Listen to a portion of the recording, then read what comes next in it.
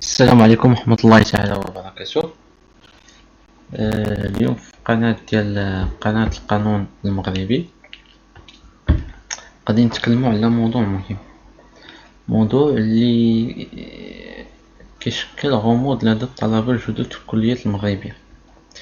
حنا اليوم غنعطيو طريقة الامتحانات في الكليات المغربية وغنشوفوا شعبة القانون نموذج. وقبل هذا الشيء كنتمنى بانكم تشاركوا في القناة ديالنا، قناة القانون المغربي.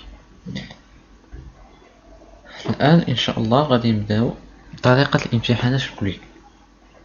كما كنعرفوا ان الامتحانات في الكلية كتنقسم الى جوج. عندنا الدورة الاولى امتحانات الفصل الاول اس 1 وامتحانات الفصل الثاني اللي هو اس 2، اي الدورة الخريفية والدورة الربيعية.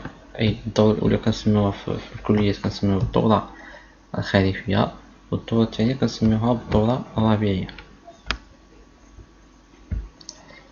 نظام الامتحانات في الكلية هنا، كما اننا كنعرفوا ان نظام الدراسة في الكليات كيعتمد على نظام LMD، اي الاجازة الماستر الدكتور، بطريقة الوحدات اللي هي لي موديل، حيث ان الوحدة هي مادة دراسية او جزء من مادة دراسية، وان كل موديل كندوزو فيه امتحان في نهاية الدورة.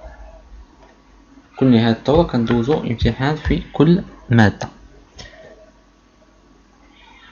تخضع الدراسة في الكليات إلى التوزيع الجغرافي حسب مذكرات وزارة التربية، وزارة التعليم العالي المنظمة لروافد الكليات. المهم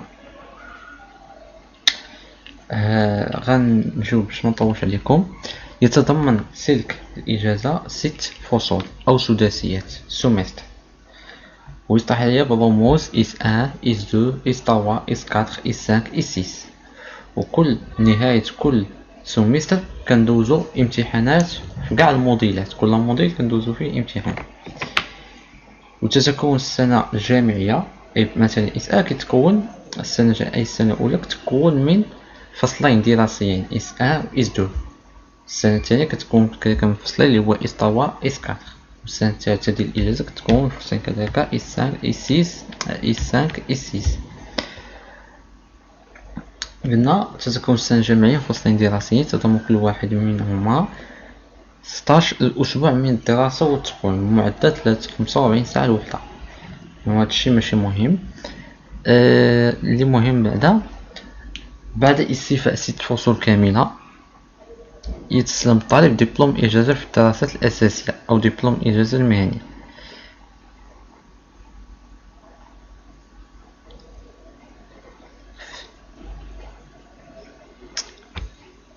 غنجيو ديريكت الاستيفاء.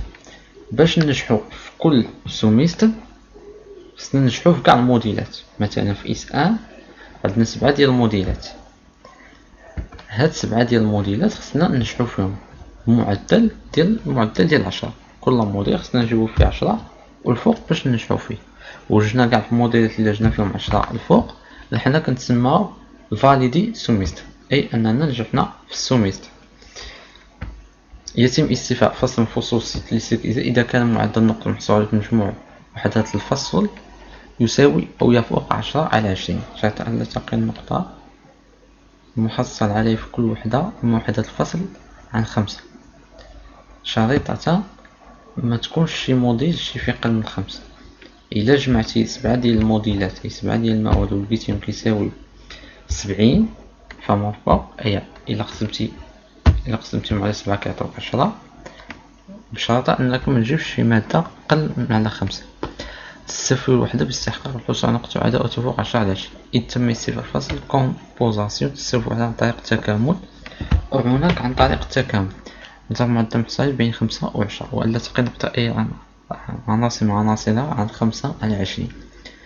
يعتبر مستوفي الفصل كل طالب حصل على معدل عام للفصل يساوي أو يفوق 10/20. بالنسبة للشيء ديال الفاليداسيون غادي تعرفوا من بعد، راه ماشي شي حاجة صعيبة. انا غير قلت ملاحظة فقط في الفيديو، ملاحظة صغيرة غادي نديرو دغيا هنا. كومبوزي او التكامل، قلنا واحد التكامل مخاش النقطة ديال المادة تكون اقل من 5. مثلا مادة شي فيها 15 وماديرش فيها 5. كتكمل هاديك كتهز هاديك 15، كتهز من هاديك 5 كتزيدها في المادة الأخرى كتولي 10. كتولي أنك ناجح في المادتين. وكل عاوتاني التكامل بين الفصلين نفس السنة. طريقة التكامل في الفصل الأول بين الفصلين الأول والثاني، أو بين الفصلين الثالث والرابع، أو بين الفصلين الخامس والسادس. باش دير التكامل خص المعدل ديال الفصل يكون فايت 10/20 باش تكمل الفصل اللي عندك تحت المعدل. هذا الفصل معلم معنا 25 مثال. طالب اجتاز الفصل الأول حصل مثلا على 7 فهو غير مستوفي، لكن إذا حصل في الفصل الثاني على معدل 13 أو أكثر يصبح الفصل الأول مستوفي بالتكامل، أي أن النتيجة في الجامعة لا تحسب إلا في نهاية السنة الدراسية. وغنشوفو واحد الملاحظة صغيرة هنا، أن عندنا في الجامعة عندنا الدورة العادية والدورة الاستدراكية. إلا ما نجحتيش في الدورة العادية كيعطوك الدورة الاستدراكية. الخطاب الذي لم يتم من استيفاء الوحدات لموديل إنتاج مراقب دور كل وحدة غير مساوية يحتسب الطالب بالنقطة الأعلى. أي أنك فاش كدوز الدورة العادية وما تنجحش كدوز الدورة الاستدراكية وكيعزلولك أعلى نقطة ما بين الدورة العادية والدورة الاستدراكية. عند استيفاء الطالب للوحدة واكتسابها عن طريق المعادلة واجتياز المراقبة الاستدراكية فإنه يحتوي بالنقطة المحصلة مع إشارة في كشف نقطة الإعرابات المستوفاة بعد الدورة الاستدراكية اللي أبخي راتاباج. وهذا الشيء اللي كاين في هذا الفيديو، غير ملاحظة صغيرة فقط عن طريقة الامتحانات في الكلية وطريقة النجاح. وكنبغي نذكركم بأنكم مطلوبين بالاشتراك والمرجو الاشتراك في القناة لكي يصلكم كل جديد في هذه القناة، ونتمنى لكم التوفيق.